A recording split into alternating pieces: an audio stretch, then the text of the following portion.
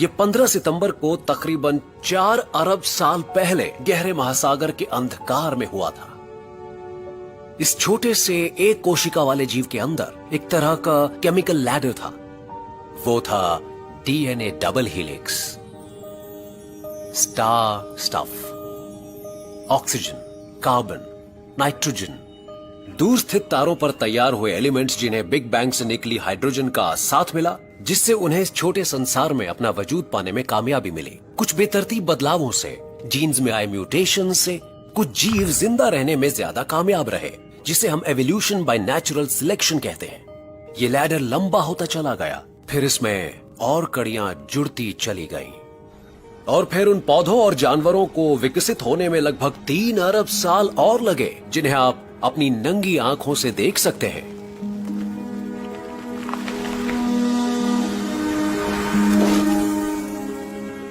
अगर cosmic calendar में छुट्टियां होती तो उनमें 26 दिसंबर की छुट्टी जरूर होती। लगभग 20 करोड़ साल पहले इसी दिन पहले मैमल्स विकसित हुए थे। वो पृथ्वी पर जीवन का एक नया फीचर लेकर आए। वो था नियोकॉर्टेक्स। ट्रायासिक के जमाने में उसका जिंदा बचना आसान नहीं था, पर मैमल्स को डराने वाली डायनासोर्स की प्रजाति लुप्त हो चुकी थी। वो इस तरह के छोटे जीवों के अंदर के नियोकॉर्टेक्स का विकास ही था जिसने इनके वंशजों को पूरे ग्रह पर छा जाने के लायक बनाया।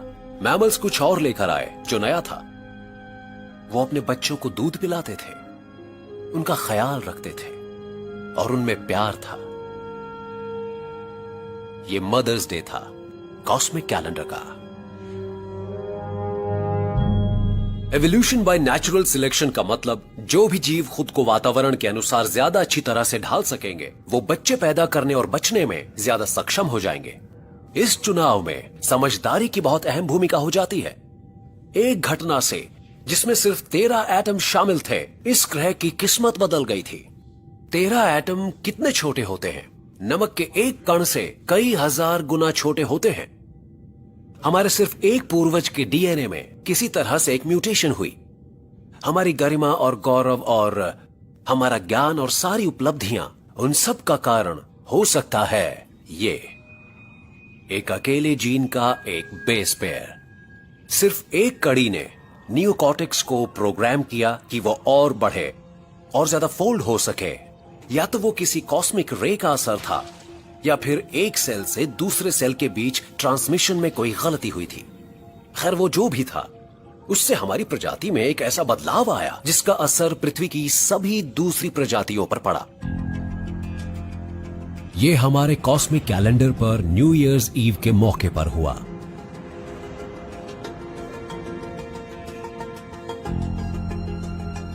पता नहीं वो अच्छा हुआ या बुरा, पर उससे हमारे अंदर वफादारी आ गई। हम धीरे धीरे ज्यादा लोगों की फिक्र करने लगे।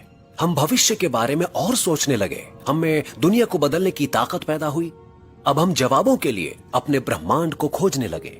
वो नाम जो हमने अपनी प्रजाति को दिया, होमो सेपियंस, यानी समझदार इंसान।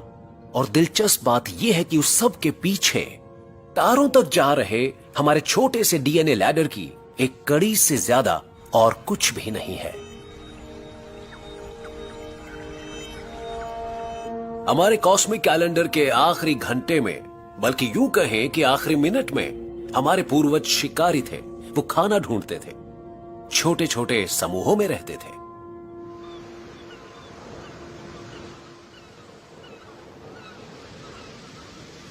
जानते हैं, जब लोग इस तरह की बातें कहते हैं कि ये तो इंसान की फितरत है, तो मुझे बहुत अजीब लगता है। वो आम तौर पर हमारे अंदर के लालच, हमारे घमंड और हिंसा की बात कर रहे होते हैं।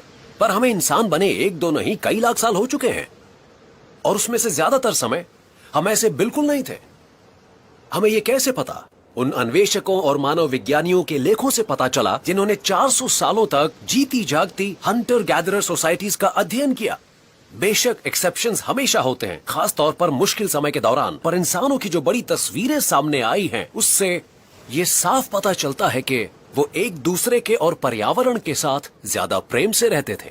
जो कुछ हमारे पास होता था हम उसे बांटते थे, क्योंकि हमें पता होता था कि हम ग्रुप के बिना नहीं रह पाएंगे। हम सिर्फ अपनी जरूरत की चीजें इकट्ठा करते थे, क्योंकि जीवन को सिर्फ एक जगह रहकर नहीं बिताया जाता था।